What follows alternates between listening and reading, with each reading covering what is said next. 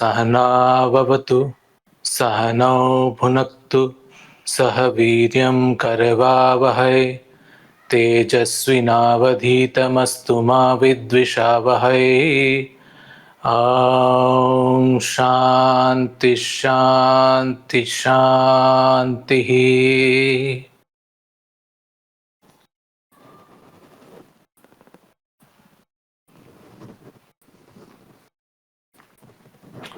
Welcome everyone, another session of weekly group meditation.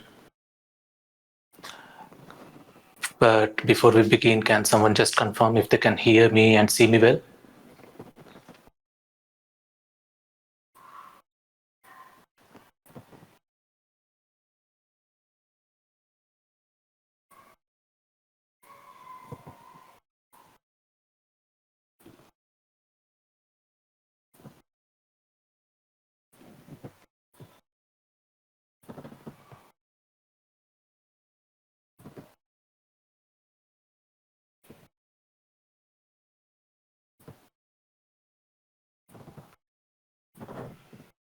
Perfect. Looks like it's working fine on all platforms.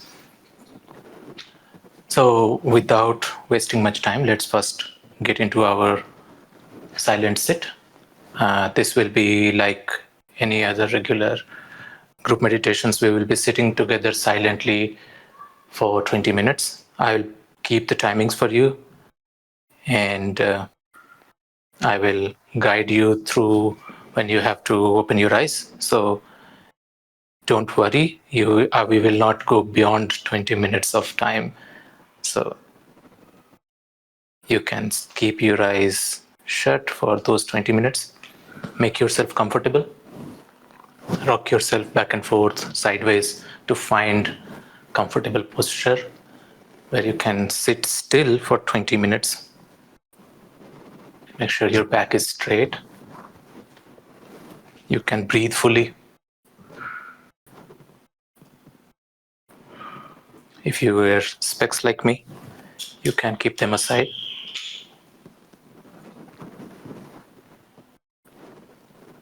Close your eyes slowly.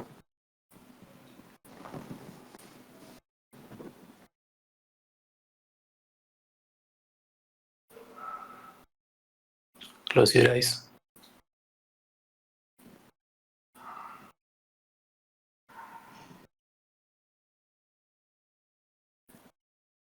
Let your body settle in the posture.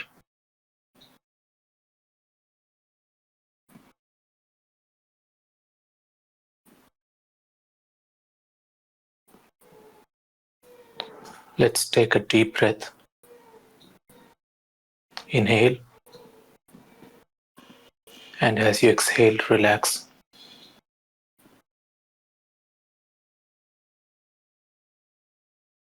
Take one more deep breath. Inhale. And as you exhale, relax even more.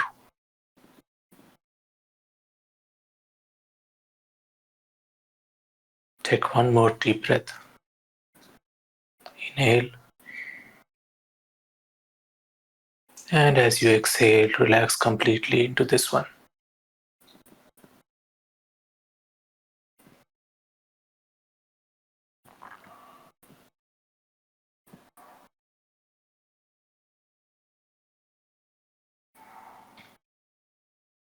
Let your breathing go back to its natural rhythm.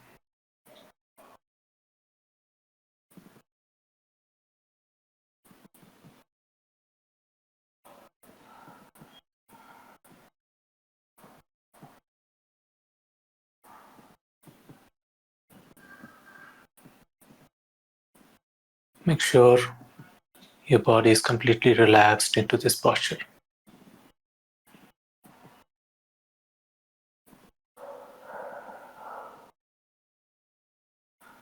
Make sure your facial muscles are relaxed.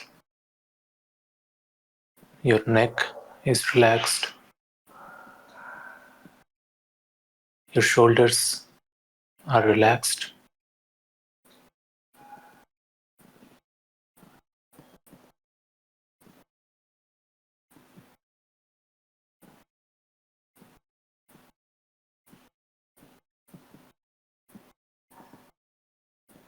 Make sure your hands, palms, fingers are relaxed.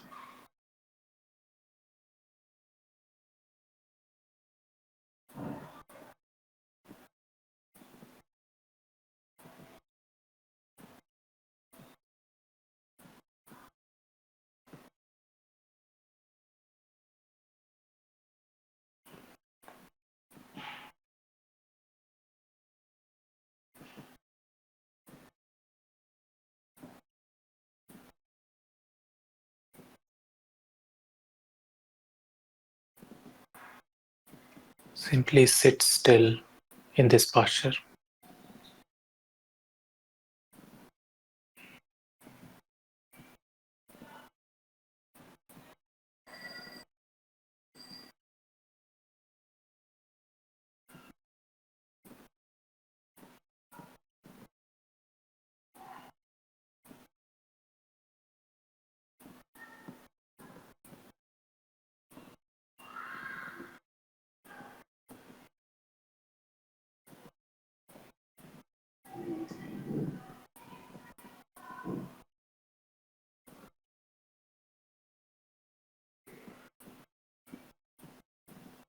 If you find yourself distracted by sounds around you or your thoughts, simply come back to observing the natural movement of your breath through your nostrils,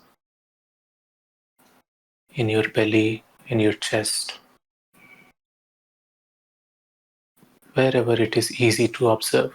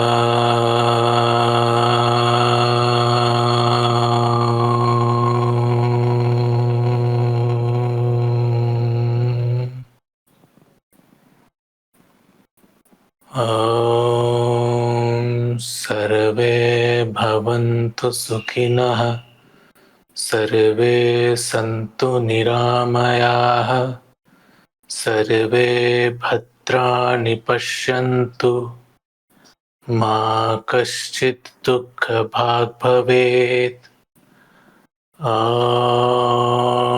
Shanti Shanti Shanti.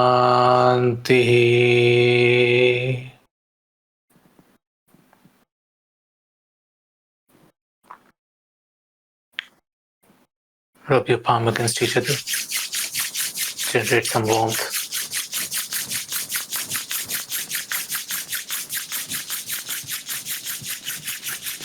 Cup your eyes with your palm. And slowly open your eyes.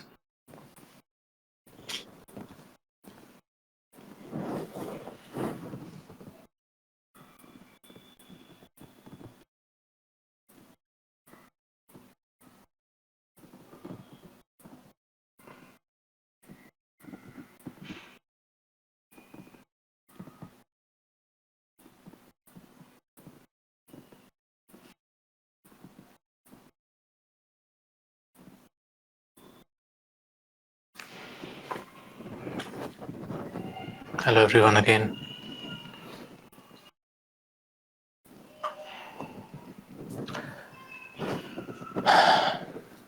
How is everyone feeling? All right?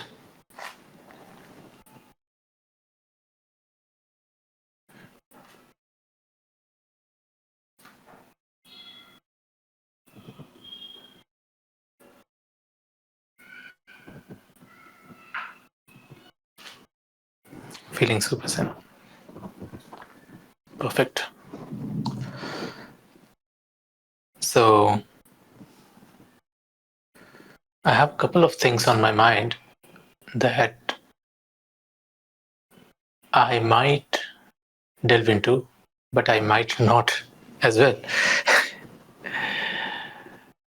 Because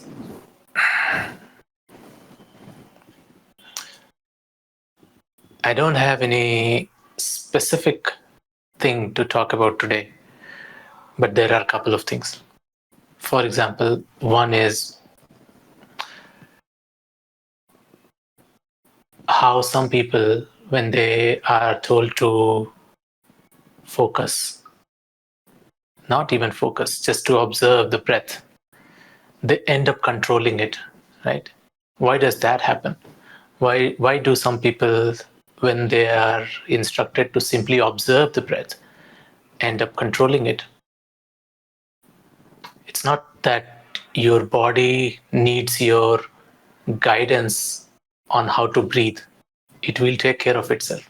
Still, we step in with our agency, try to manipulate it, try to breathe a little deeper, try to maybe elongate the exhalation a little bit, all of those things.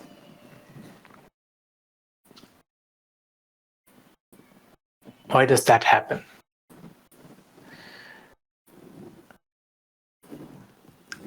It is the nature of mind to become attached to anything that you pay attention to. For example, you look at how you have developed relationships around you. Your spouse, your family, your friends, all of those relationships which you feel you're attached to actually came about because you paid attention to those relationships, because you spent time with someone, because you were attentive to what they had to share. And this attention has this side effect. The more you pay attention to something, slowly you become attached to it. Slowly it starts creating impression on you. And when you are attached to something, that's when you try to change things, because that attachment makes you feel like you have some agency over it, or you have some responsibility towards it. All of those. If you see something happening, you are walking on the street and you see something happening, somebody doing something doesn't concern you much. But if you recognize the person as someone whom you know, all of a sudden you have this urge to,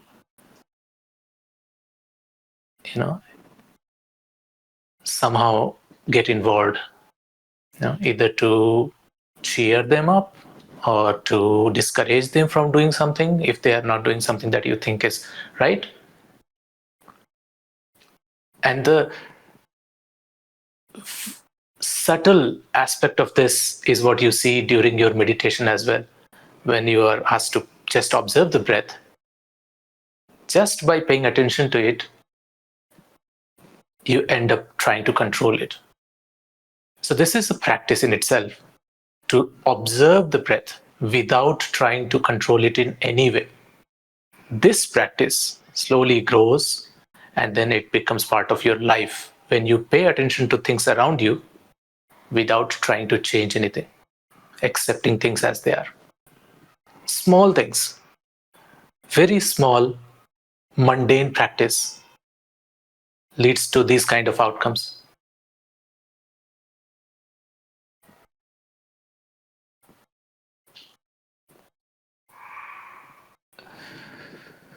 Another thing is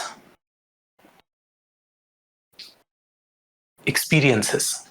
I have talked a little bit about experiences earlier in previous sessions as well, but there is a very popular notion that you get only life once, so you must experience everything, right?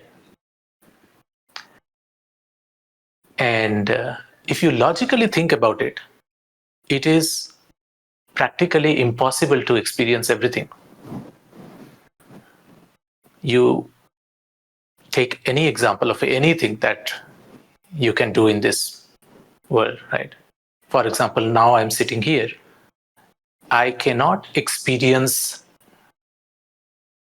this is India and it's around sunset time. So I cannot really experience watching sunset of 3rd of May 2026. Just by the virtue of being involved in one thing, many other things you have to let go. So this popular idea that you must experience everything, they don't know what they're talking about really. There is no way you can experience everything. If you experience, say, drinking alcohol, you lose the experience of staying sober entire life. If you decide to stay sober in your entire life, you lose the experience of having alcohol in your lifetime. So there is always a trade-off. But if you hold this idea that you must experience everything, that percolates into your meditative practice.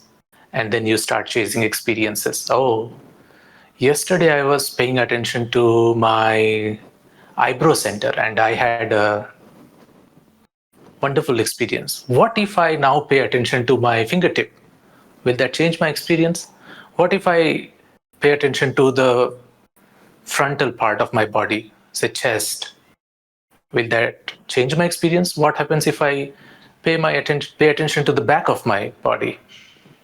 Will that change my experience? What if I pay attention to the sounds? What if I pay attention to the light that I see with my eyes closed. Like if you are in a bright environment, you will see red because of the capillaries in your eyelids.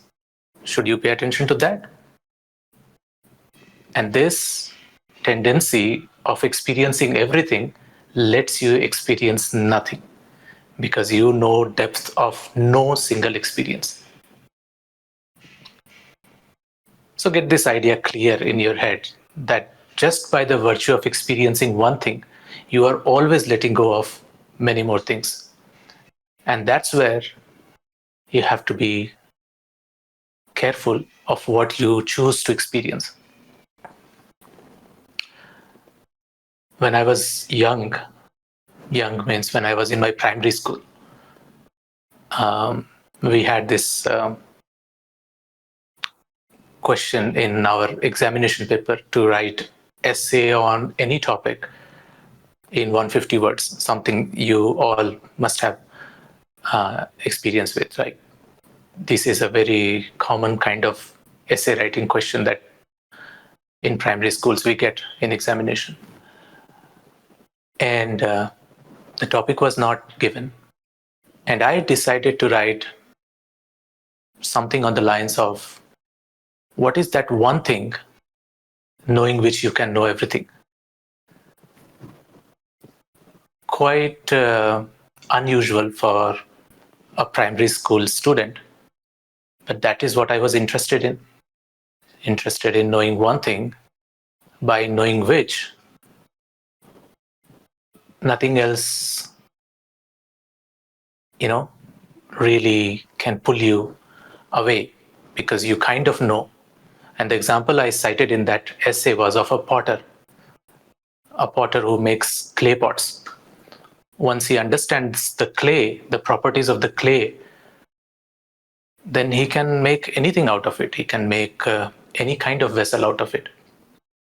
Just understanding the clay, that one fundamental element, knowing which you can know everything. Maybe I was just fed up with all the 5-7 different subjects they were teaching. So I thought I would just try to find out one thing by knowing which I can ace all of these subjects. But this idea was much deeper than that, and it stayed with me. So we can talk more about that some other time. But the takeaway is that it takes a while, it takes some persistence to discover things that do not meet eye in a glance. Sometimes you have to keep at some things, and then the thing itself reveals its deeper secrets. Just like a friend, when you spend more time with someone and you build a relationship, then that person starts to open up about their secrets, about their insecurities. And that creates the bond that is something that you cherish for your life. But if you don't allow that time, then that kind of relationship never grows. So that's the nature of reality as well. You have to keep at it for some time, and nature opens up. After all of us want to express ourselves. So does nature. It has been expressing itself in so many different ways, but we never took time to recognize it. So when you take time, it tells you more. Okay?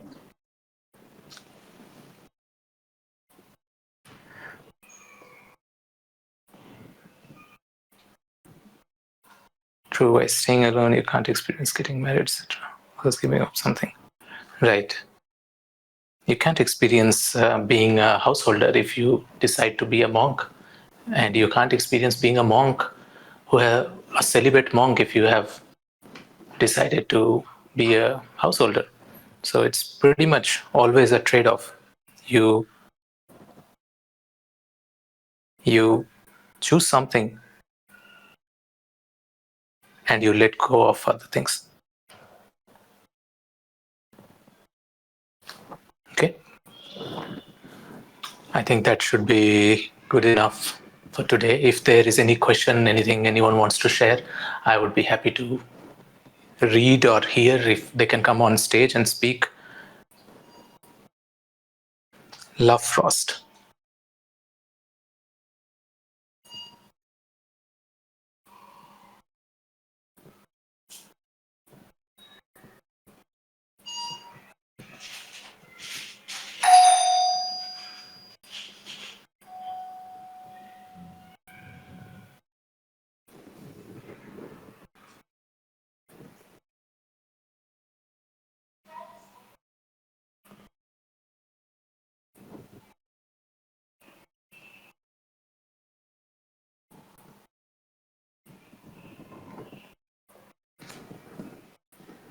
What hope do you have for future viewers who watch this recording and why? Well, I didn't have any hope, but because you asked, now I'm thinking. And it's more than hope. I think I'm now thinking in terms of what will happen if someone watches this in future. So maybe what I'm talking about here will still be relevant in future, and they still will find some value out of it. And next day they will forget, very likely. But hopefully it will sow a seed somewhere that, when you know something,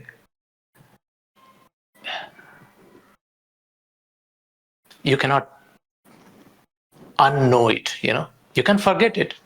But when you see something related, all of those things which are related to that one instance will come up.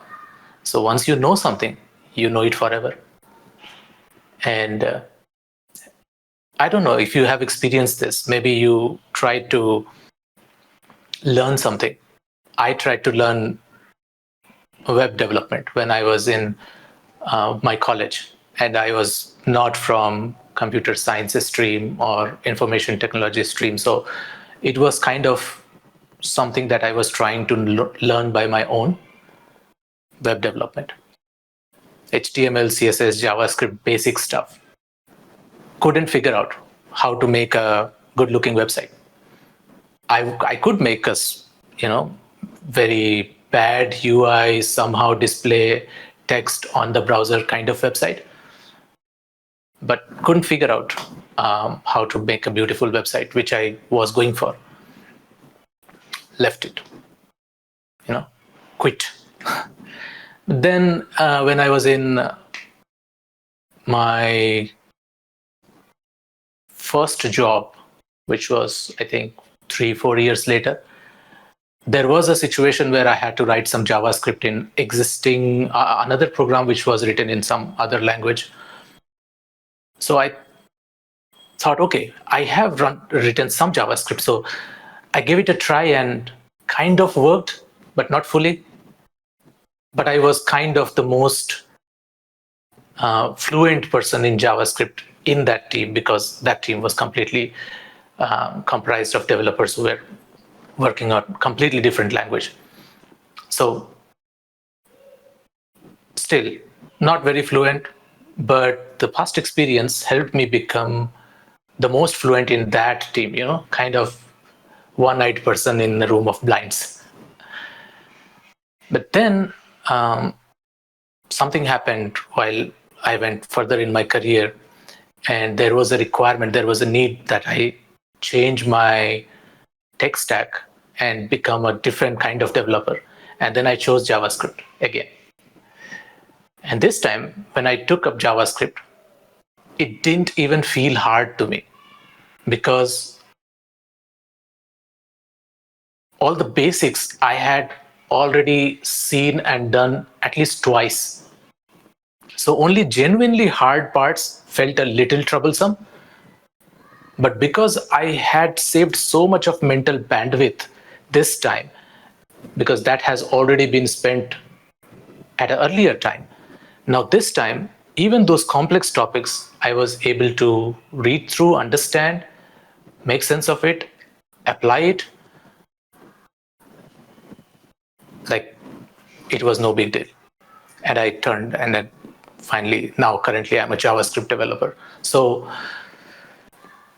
when you know something, it doesn't ever go away. If you come back to it, you will only find yourself stronger than before. So hopefully, does that make sense? Can I please have? I want to eat. It's not edible for sure. I have a question. We won't be able to know that what we choose over what we gave up was the right choice, decision, right? Well, it's not really about what is right or what is wrong. It is about what you want and what you don't want. So, more about seeing something objectively as being right or wrong is not a good idea, because everything has its other aspect. But at the end of the day, everything that you are doing, everything that we are doing is to find fulfillment, to be happy, right? So why not start this question from yourself instead of asking this question in terms of what is out there, whether that thing is right or wrong?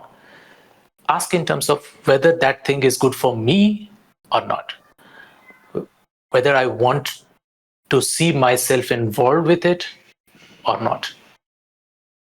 So that will be a better question to ask. It will land you to a more actionable answer instead of trying to figure out something is right or wrong and then going into philosophical debates that this is right for X number of people, cannot be wrong for Y number of people, half world says this is right, obviously I can see the logic on both sides. Don't get into that philosophical debate. Identify what is your true need, what do you want, and then decide whether this thing helps me in achieving what I want or not. And then choose. That will be a much easier path to go about.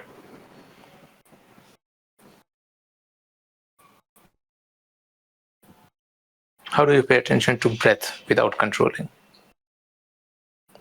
Just like I'm paying attention to this mobile phone, which is sitting here in flight mode, and I'm not picking it up.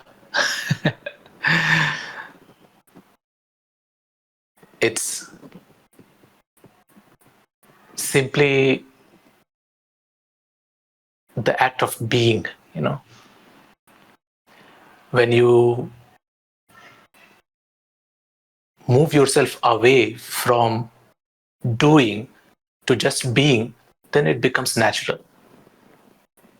The moment you think that you have to take an action, you must take an action, that impulse, you keep fueling that impulse, then it becomes difficult. It requires practice. So you will see this happening in most of the serious retreats. Most of the strictest retreats will have this, that they will have long hours of seated meditation. And then there will be long hours of noble silence, what they call, where you cannot express yourself, you cannot talk, you cannot make eye contacts, you cannot make gestures, no expression, you cannot write. And why this happens? Why these strict retreats are designed this way? Because at first level they try to suppress your physical expression, the way you conduct your body, right? So your body needs to settle into a level of stillness, and then on top of it, they give you this instruction to stay silent, not express yourself. Now they want your mind to attain a certain level of stillness. Only when body has a certain level of stillness and your mind has a certain level of stillness, then you can see what is underneath. The one thing knowing which you can know everything I was talking about. So rolls back to that. That's what we also are trying here. To stay still and to stay silent by just observing and not reacting to anything. It will take time. It requires some level of practice, but this is the easiest practice that we can do. If there is a situation in physical world, in a hostile environment, you cannot really deal with that in this way. But when you are seated in a comfortable environment, you are safe, you can do this practice. Just sitting, watching your breath, without trying to change anything about it. And this then makes this particular tendency stronger in you. And then you can go to any extreme if you want, but not required, but yes, you can. You see yourself as a spectator. Yes.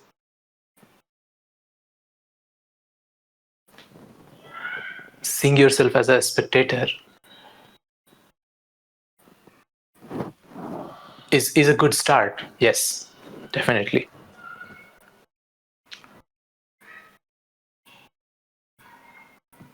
Okay, there's a better way to ask a question. Thanks, answered. How to stop obsessing over people's opinion? Can't. But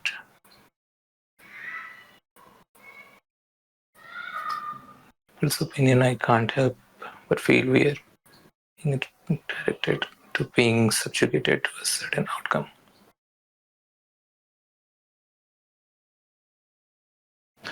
Right. This is a very good question, and probably we are already past 40-minute mark or something. So this is something that I will discuss in a little bit more detail in the next session. But for now,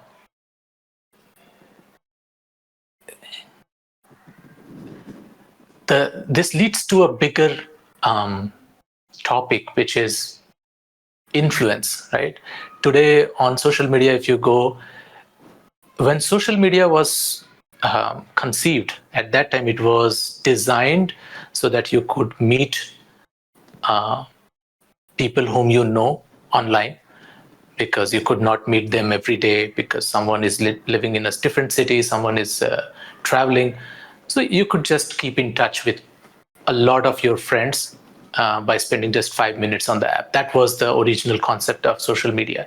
But today, if you open social media, you hardly see a post from your friend. Every single person that you see post from is an influencer.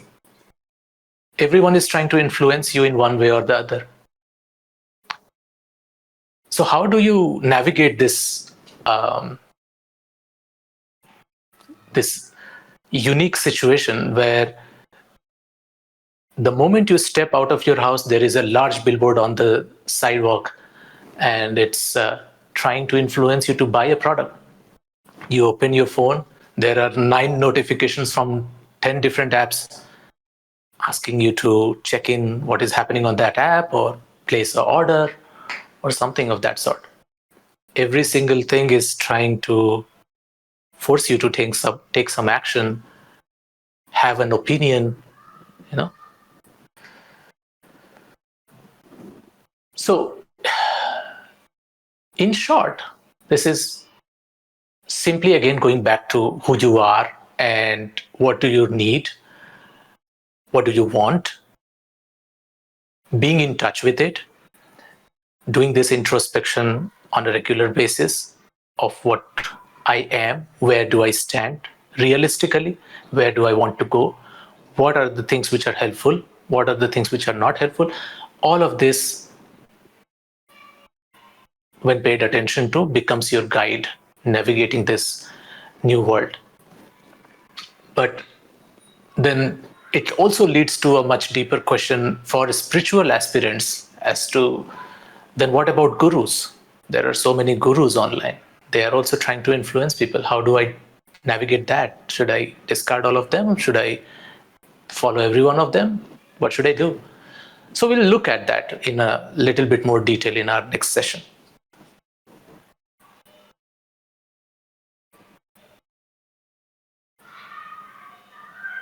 That's why I try not to ask people's opinion before buying or going somewhere. Perfect. Let me also quickly check if there is anything on YouTube or Instagram. Perfect. So I think that should be good enough for today. If you guys have any further questions or anything, you can always keep send me those. DM me if you are on Discord. Obviously, you can DM me. You can tag me on the Meditation Mind channel. You can also post your comments on the video if you are watching this on YouTube or Instagram. And I will try to answer them. I will try to find, collect questions that make sense, make a logical sense for me to answer in a session, and then I can also talk about it in the session. For now, thank you everyone for joining. There is one more announcement that I wanted to make. Good that I did not slip my mind, because what slipped my mind is recording this session, which Nathan will not appreciate.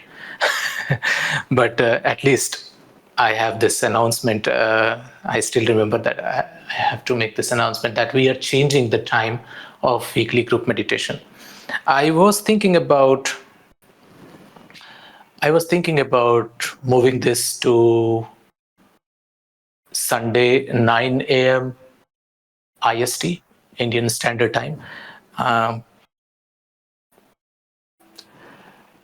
But I'm also now thinking about maybe moving it on Saturday 9 a.m. So I would like, maybe if Nathan can run a poll, should it be on Sunday 9 a.m. IST, or should it be on Saturday 9 a.m. IST?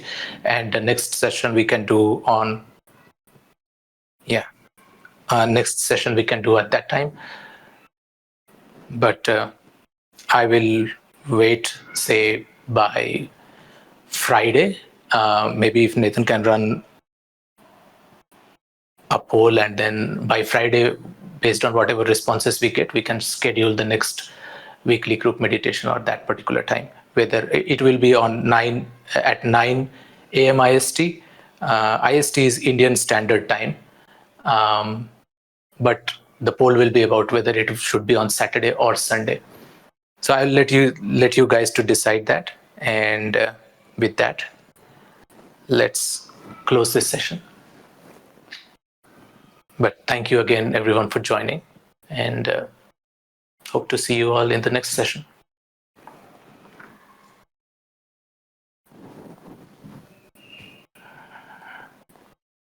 Om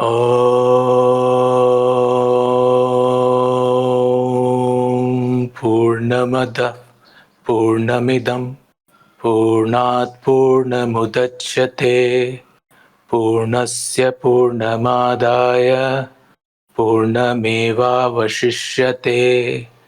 Om Shanti Shanti Shanti.